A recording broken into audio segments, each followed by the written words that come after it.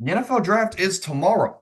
You don't need me to tell you that this is one of the most exciting times of the years, especially for NFL fans. But with players going here, there, and everywhere, there's a lot to talk about. And today, what I want to do is give you guys just be getting the know-how, right? If you're a little bit behind on your draft prep, today I want to go through my top five players at each and every position. And again, at the very worst, it's just a good way to get these players' names in your mind here ahead of draft day tomorrow. Starting at the quarterback position, if you have known nothing about the NFL draft so far, you need to know Caleb Williams. He is the generational, can't miss Patrick Mahomes prospect in this class. And this is a guy that is viewed as one of the best prospects, period, that we've ever seen. And it's all but certain now that he's going to be a Chicago Bear. So Caleb Williams is going to be the number one pick here tomorrow night in the 2024 NFL draft. But again, the kid is special. There is some questions around him, but there's questions around every rookie quarterback. But he's definitely going into a great situation in Chicago with this loaded offense, and they can still add to this defense.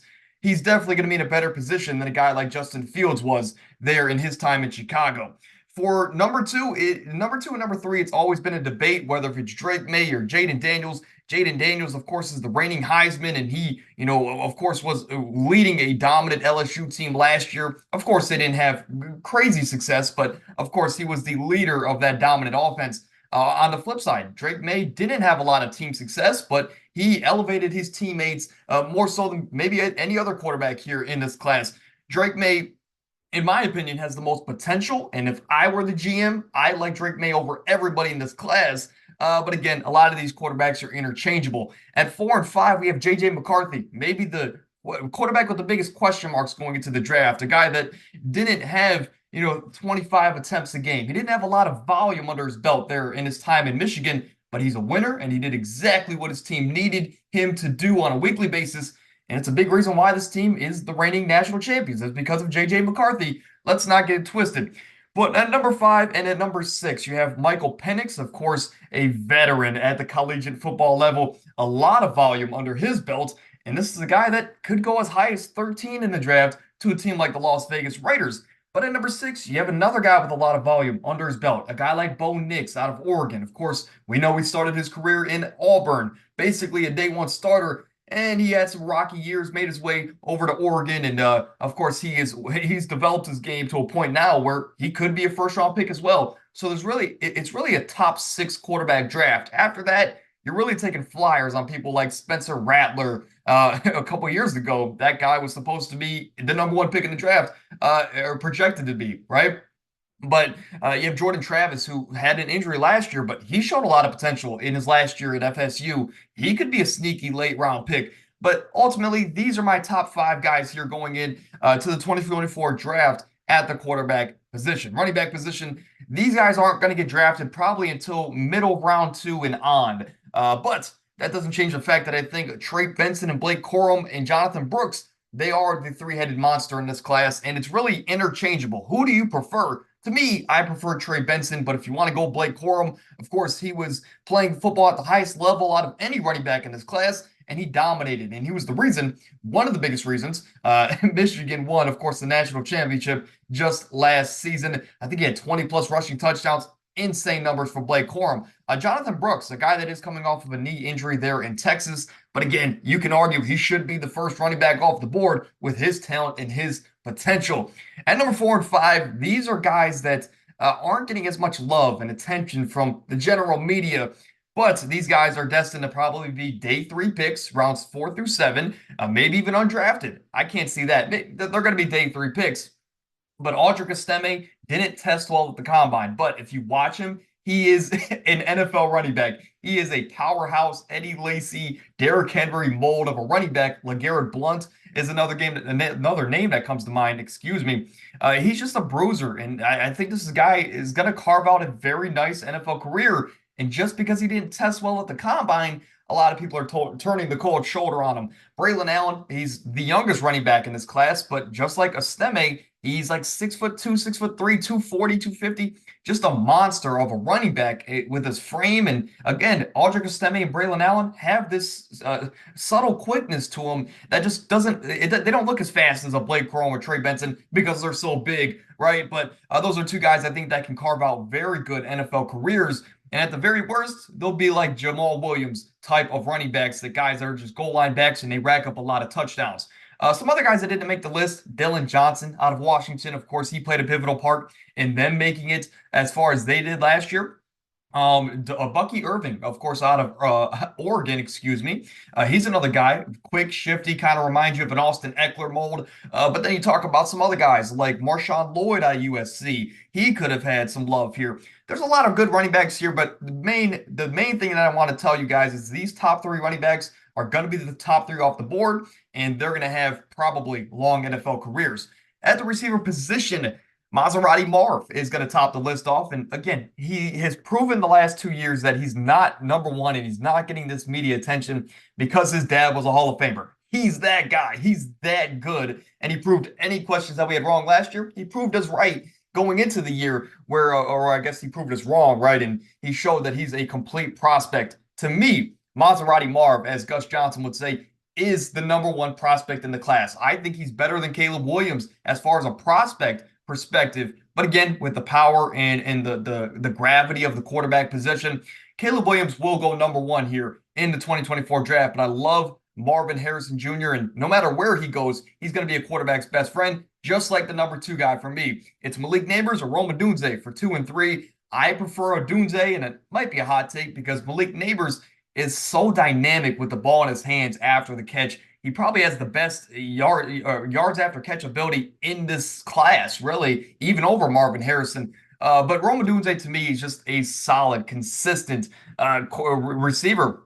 And wherever he goes, he is going to be this back shoulder, down the sideline fade receiver. And again, he just provides a lot of security, and he's one of the best route runner separators in this class. I love Odunze, and to me, we'll talk about him later, but he's one of my guys here going into the class. Brian Thomas, of course, next to Malik Nabers, he was really good last year, and he's slated to probably be a late first-round pick. Ladd McConkey's at 5 for me. Of course, there's some other guys like Keon Coleman and Troy Franklin, or even Adonai Mitchell that you can make an argument here for, or Xavier Worthy. There's a lot of talented receivers in this class, but I think these are my top 5 I'm going to roll with. And if you still are here, let me explain these stars here because I forgot to. If they have a star in their box, to me, they're a top 25 prospect here in this draft. So 4 receivers in the top 25 kind of goes to show how talented this group is as a whole. Ladd McConkey, if he wasn't 25, he's in that 26 to 30 range. So they could have had 5 receivers in the top 30. At the tight end position, it's a one-man race. Really, you can make an argument it's a two-man race between Brock Bowers and Ja'Tavion Sanders. Brock Bowers is the tight end one. He's arguably the best weapon in this class because he's that George Kittle mold of a tight end where you can split him out wide, but he's also a tremendous blocker. And this is a guy that is going to be he's going to be able to take those 2 to 3 yard screen passes and take them for a touchdown. Not many tight ends in the league can do that, even in the NFL today. Brock Bowers from day one is going to have that Sam Laporta impact, that that impact that Trey McBride had second half of the season. Brock Bowers is going to be electric from day one, no matter where he goes, as long as he's getting the football. Ja'Tavion Sanders, elite after the catch. He's slated to be probably a late day 2, maybe early day 3 pick. Theo Johnson, Cade Stover, and Ben Sinnott. These are all just 3 guys that, you can also throw in Jaheim Bell out of FSU. All of these guys definitely need to be in the right situation. They need to be utilized correctly, but all have different skill sets. And of course, for example, Ben Sinnott kind of reminds me of a Kyle Juszczyk kind of a player where you can play him in the backfield or even out wide. Ben Sinnott definitely, I think, has a lot of versatility, but Cade Stover is kind of like a Kyle Rudolph. Theo Johnson has the same measurements as a guy like Jimmy Graham. Can he live up to that? That's a different question. But again, a lot of potential down the board, but it's really a top 2 race here at the tight end position. When we talk about interior offensive lineman, Troy Fautanu played a lot of his collegiate career at the tackle position, but I think he's definitely going to slide inside here at the next level. But also guys like Jackson Powers Johnson, he's one of the true centers in this class. He's going to have a great career. And Graham Barton played left tackle, right tackle. He pretty much played everywhere on the offensive line for the Duke Blue Devils. And this is a guy that has been shooting up draft boards for a good reason. And of course, a couple weeks back, I was betting on him because I think he's going to be a first-round pick. But a couple weeks back, Vegas, I think, had him at over or under the 40th player taken. Graham Barton's going to be a top 25 pick here in this draft, and I can promise you that. But that means three of these guys are going to be in the top 25. Zach Frazier, to me, is a lot like Graham Barton, where he has a lot of flexibility. And again, he played a lot of different positions on that offensive line for the Volunteers. I like Zach Frazier, excuse me, but a couple other guys here: Cooper Beebe, of course, the Cedric Van Pran out of Georgia. There's some other guys in here on the interior that could get mentioned here. Christian Mahogany out of Boston College. He's another guy you can have on this list. But just with the fact that I'm considering Graham Barton and Troy Fautanu as inside interior offensive linemen here at the next level, of course, some of those guys get bumped off the list. But again, three of these guys are on my top 25 big board. At the tackle position, Joe Alt, best tackle prospect we've seen since Penei Sewell just a few years back. He's going to be a top 5 pick here in this draft, more likely than not. Talise Fuaga, I love Talise Fuaga. There's a lot of questions. Maybe he's even a guard at the next level. Regardless of where he plays, I like this tackle class, I'll say this, is just stacked. I could have had all 5 of these guys in my top 25. And a lot of people do. A lot of those analysts out there. But whether if it's Joe Alt, Talise Fuaga, Olu Fashanu, Amarius Mims, who doesn't have a lot of experience under his belt, and he also has some injury concerns, but he's also 6'7" and basically Thanos on the football field with his size compared to the others. J.C. Latham, a lot of the same. He is the NFL is very high on J.C. Latham. I wouldn't be shocked if he's the second guy gone off of the tackles here in the NFL draft. But again, it's really Joe Alt, and then there's a kind of a tier break. I'd say tier 2 is your Fuaga and Olu Fashanu, or Fashanu, rather. And then the tier 3 is probably Amarius Mims and J.C. Latham. But again, you can tier these guys however you want. I think 4 of these guys are in my top 25. On the defensive side of the ball here, as we're moving through this quickly, but, again, if you know these names, you know them. These is just kind of a refresher and a quick note on all these players for you guys going into draft night. Johnny Newton is my top interior defensive lineman. I just like his twitchiness and his quickness to get off the ball. He's very quick with his hands as well. And of course, he's just a true game disruptor up front. A lot of that can also be said about Byron Murphy out of Texas here. As again, this is a guy that does have a unique style as far as rushing the passer, where he drops to his knees a lot. But this is a guy that is immovable. You can't move this guy on the defensive line, even though when you look at his measurements, he's a bit undersized for his position, but extremely strong, extremely disruptive. And Johnny Newton and Byron Murphy, 2 first-round picks in my eyes, maybe 2 top 25 players in the draft. T'Vondre Sweat, he's a big boy. That's a guy that's going to be eating up double-team blocks here at the next level, as long as his legal situation can get cleaned up just a little bit. Chris Jenkins and Leonard Taylor, 2 day 2 guys. I can also throw in Mike Hall here. I went to high school with Mike Hall. But, those are 3 guys there at the bottom hit. Could go, as early as round 2, right? But I think at the latest, they'll be, round 4, right? They won't go past round 4. But I think especially Chris Jenkins, he's going to be a day 2 pick for sure. Leonard Taylor and Mike Hall definitely have a little bit more range as far as where they could land, of course, depending on team need. At the edge rusher position, my favorite player in the class, and I've made multiple videos about this, is Laiatu Latu. Of course, a couple years back where he was at Washington, he had to medically retire from the game of football because he had a neck injury. But, he was like, I can still play the game of football. He felt better. So he got cleared by another doctor. He transfers to UCLA, and then he's dominated ever since. This is a guy that has counters on counters on counters. You cannot block this dude. And for that reason, I think he's being underrated because of these previous, health concerns.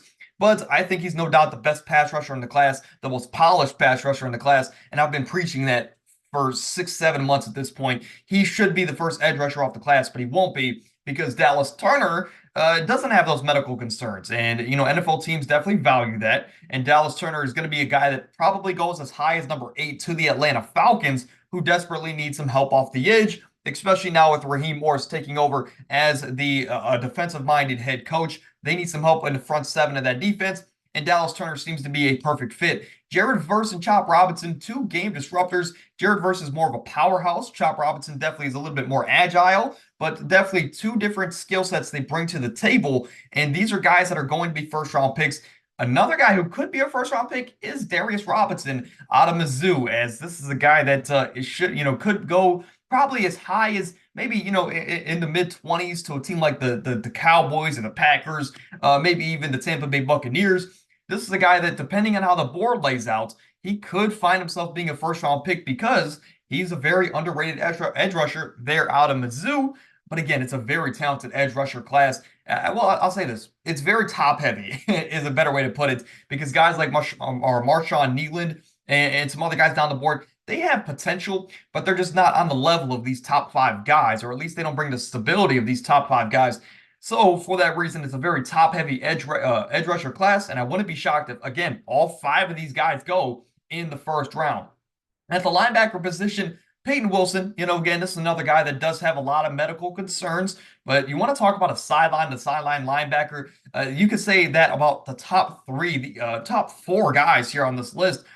All four guys are just tackling machines. They can get sideline to sideline. Peyton Wilson led the ACC in tackles last season. I think maybe 2 years in a row. Don't quote me on that, but I know for sure last year, and again, that's with missing a game or so throughout the season. Peyton Wilson, to me, I think will have a great career as long as he can stay healthy. But if he can't, Edgerrin Cooper, Junior Colson, and Jeremiah Trotter, all three of those guys, as a Browns fan, we lost a guy like Sione Takitaki. I would love one of these three guys to come over to the Browns at pick 53 if they fall that far. But of course, only a man can dream, right? A man can dream one of these talented, tough linebackers can make it to my Browns here to replace a void that we definitely have in that linebacker unit. But then also Maurice Liafalu, look, I don't know, and I've definitely butchered that name pronunciation. But of course, out of Notre Dame, this is a guy that can play like a safety linebacker role, kind of like a Derwin James kind of player. But this is a guy that is a little bit smaller in frame, but he can definitely play the linebacker role. This is a guy that loves the tackle, and he tackles a lot. But again, talented linebacker class, excuse me. But it's really the top four and then everybody else, in my opinion, here in this class. And then you talk about the cornerbacks. This has been a big discussion around these guys all off season. Going into the combine, it was Terrion Arnold, Nate Wiggins, and everybody else. And now Quinyon Mitchell, after his combine, is now getting all the buzz, all the attention. And this is a guy that could go as high as number 8 to the Atlanta Falcons. Again, they're a team they're a wild card team, is a good way to put it. But this is a guy out of Toledo, again, doesn't have the competition level as a guy like Terrion Arnold or the guys below him, but he does have all the potential, and I think in my recent mock draft, I had him going to the Philadelphia Eagles in a trade-up scenario where if he can go learn from Darius Slay and James Bradbury and C.J. Gardner-Johnson, I think he could end up being the next great cornerback one in this class. And for the sole potential that he has compared to these other guys, I think Quinyon Mitchell should be number one. But again, I could be biased because I am an Ohio guy. At number 2, Terrion Arnold, a guy that was recruited as a safety but transferred to cornerback by Nick Saban. And this is a guy that only has 2 or so years at the cornerback position, but he's, again, super talented, and he's the safest cornerback prospect, in my opinion, in this class. And again, he can go as high as I guess number 8, right? But I think more realistically, he should probably end up on a team like Jacksonville or a team like the Indianapolis Colts that desperately need a cornerback one. Some of these guys, we really don't know where the cornerbacks will go. Nate Wiggins is the best zone cornerback in the class. And for NFL teams now that all run the Fangio 6 defense, where it's a lot of mix and match, it's a lot of match coverage, but of course, primarily zone. And if Nate Wiggins is there for a team late down the board, I think it would be an absolute steal for the 49ers or for the Kansas City Chiefs, because this guy doesn't tackle well. It might, shy teams away, because now with these modern schemes, teams like to attack these corners that don't tackle well. And of course, as a Browns fan, I knew that because Denzel Ward struggled with that for some time. But Denzel Ward definitely came around, and now teams don't target him as much. But Nate Wiggins reminds me a lot of Denzel Ward, and I'm interested to see how he will adapt and change his game here at the next level. But he definitely has an argument to be a top 25 prospect and definitely a top 1 or 2 corner in this class.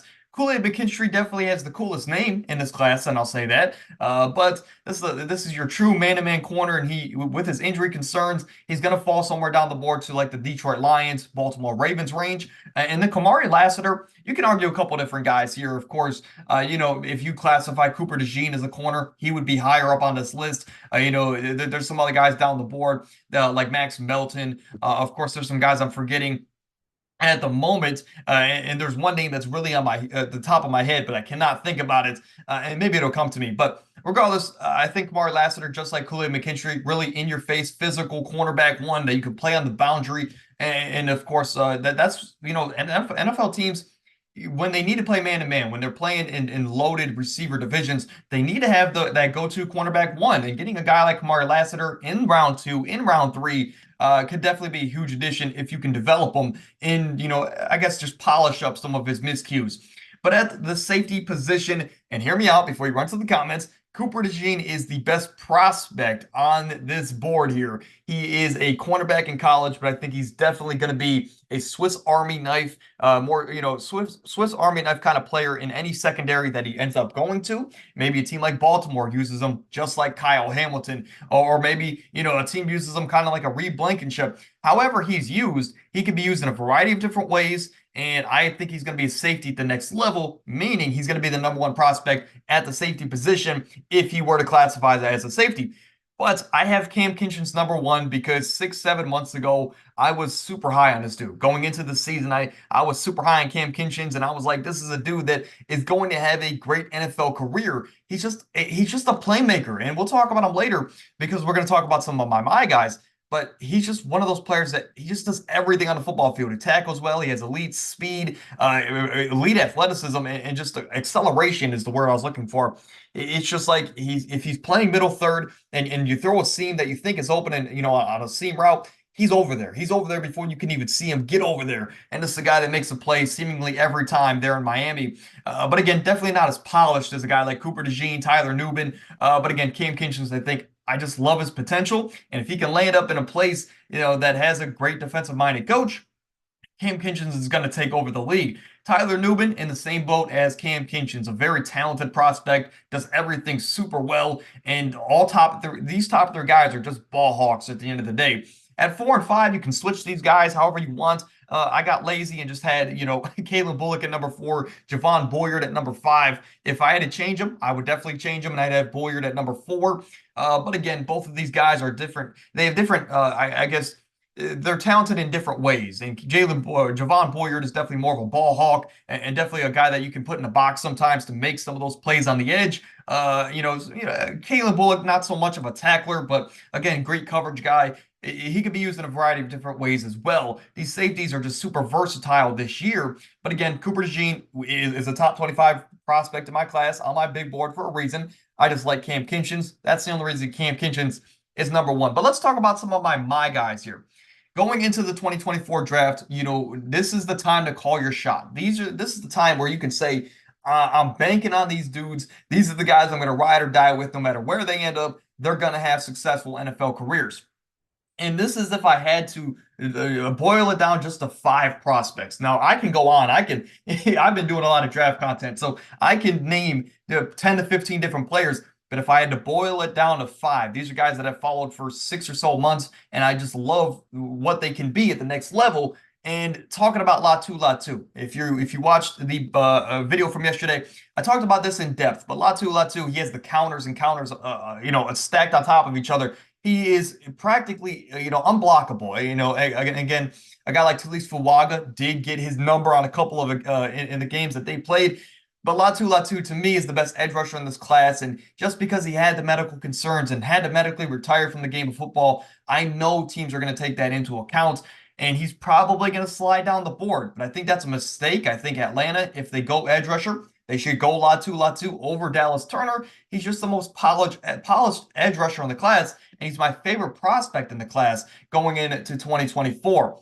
At the receiver position, it is Rome Odunze. Again, this is a safer pick, and it's kind of like a no-duh, right? He's going to be great, but he's going to be a quarterback's best friend. If he ends up in New York, for example, Aaron Rodgers is going to spam just these back shoulder throws down the sideline because Rome Odunze is just going to be he's this big body, physical receiver that is going to have very reliable hands at the next level. And it's almost impossible to think that he doesn't succeed at a high level going into the NFL. But Rome Odunze is definitely my favorite receiver in this class, and I think he has a very high potential. To me, he's the number 2 wide receiver in the class, and not that I wouldn't take Malik Nabers over him if I were a GM, because I can see the potential, right? But Rome Odunze is definitely going to be the safest the second safest receiver pick in this draft outside of Marvin Harrison Jr. But then we talk about Cameron Kinchens on the defensive side of the ball, back to it, but this time in the secondary. And I've been following this guy for 6 months. As an SEC fan, I'm a Gators fan. This is a guy that just has dominated the SEC over the last year and a half or so. But he just does everything so well, whether if it's getting in the box and tackling, having the elite, knack for the ball, whether, it's like, I always point to it, but you turn on this tape, there's so many times where teams will throw seam routes or routes over the middle of the field, and it's like, okay, you have space to fit the ball in, but once you release that ball, Cam Kinchens is there before your receiver. I think he can carve himself out a very nice NFL career. And again, if he ends up in the right situation, he might be the best safety in the class. And yes, that's over some guys that you might classify at different positions. Ricky Pearsall, I had to get a Gator on here, but again, I've talked about it a couple weeks ago. It's almost impossible to think that this guy doesn't succeed at the next level. He has made two quarterbacks now look NFL ready. I guess NFL draftable is a better way to put it. Kyle Trask, if he didn't have Ricky Pearsall and Kyle Pitts, he wouldn't be in the NFL right now. Graham Mertz had one of his best collegiate seasons because of Ricky Pearsall, even though the Gators definitely had a subpar offense. But he was just a constantly good piece for this offense, and there was not a lot you could say bad about him. I mean, he just does everything so well, whether if it's blocking, whether if it's having patience or route running, and just having sure hands. Ricky Pearsall, I think no matter where he goes, he's going to carve himself out like a Julian Edelman, a Hunter Renfrow kind of career where he's in the slot. He's going to be a true separator and just a quarterback's best friend as far as a go-to situation. You can count on Ricky to get open there on those little underneath routes. At number 5, though, Trey Benson is the final running back here. And again, I understand a lot of people probably have him number 1 on the running back board, but I've had him number 1 for months now, and that was when people were still considering Jonathan Brooks or Blake Corum to be the running back 1. And definitely a great argument, right? Don't get me wrong. But as much as I'm a Gators fan, I have to admit and just the excellence of Trey Benson. He's been such a great player throughout his collegiate career. And I think, what was it, in his first year in his college career, he tore practically everything in his knee. His ACL, MCL, he tore his hamstring up. And, over the last 2 or 3 years, he's rebuilt his body. And maybe he's a little undersized at the moment, but he still ran a sub 4.4 40 with all those injuries just a few years ago. He has elite patience behind the ball, and of course he has the great acceleration and speed to, of course, capitalize when he does end up eventually make a decision and pick a hole and of course attack the defense. I think Trey Benson, whether if he goes to the Cowboys late round 1, of course we saw running backs go early last year, whether if he goes late round 1 or day 2, Trey Benson, I think, is a guaranteed guy to hit. But again, just to recap the list on offense: Rome Odunze, Ricky Pearsall, and Trey Benson, 3 guys that are very safe. And again, they're probably guaranteed to succeed at the next level. On defense, I went a little bit more risky here with Cam Kinchens and Laiatu Latu, 2 guys that do have a fair amount of questions, especially Latu Latu with his medical concerns. But I think both guys, if they end up in the right situation, which can be, really the story for all of these guys, but I just think, especially if they can end up in a good scheme and situation, these guys are going to be stars at the next level, and especially Cam Kinchens going under the radar. These are 2 guys that are going to be true game disruptors on the defensive side of the ball. But today is NFL Draft Day, and later on today, of course, round 1 is going to take place. And then tomorrow morning on Friday, we're going to be doing our day 1 winners and losers. We're going to be talking about, of course, our day 2 mock draft. We'll be bringing that to you guys on the channel. So stay tuned. If you enjoyed, of course, drop a like, subscribe to the channel. It's 16.5 thousand subscribers. Absolutely insane. You guys are insane. To say it yet again, but a lot of big changes coming here to the channel, and hopefully for the better of the channel. But if you stayed this far, thank you, and let's have some fun in the NFL Draft.